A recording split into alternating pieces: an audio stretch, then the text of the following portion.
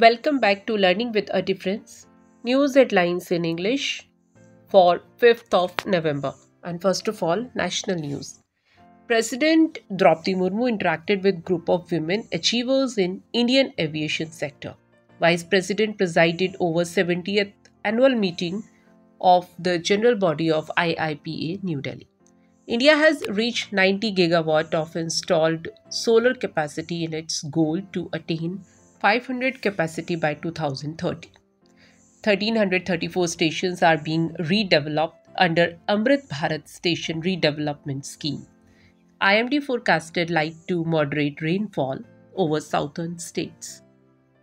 New criminal laws freed Indian criminal justice system from colonial legacy. Vice President. Now, international news. Israel told UN it is cutting ties with Palestinian Aid Agency. Japan's Onagawa nuclear reactor that restarted 13 years after Fukushima disaster shut again.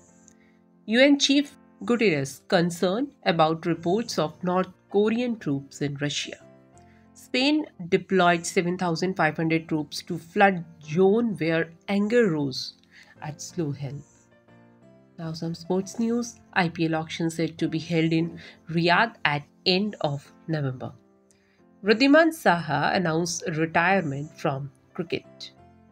India bagged 17 medals including 4 gold at Under-19 World Boxing Championships.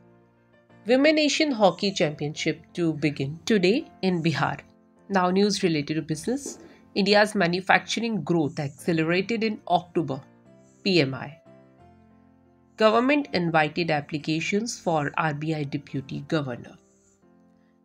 And India becoming part of Global Drug Development Operation of BMS. Samit Hirawat. And that's all in news. Thank you.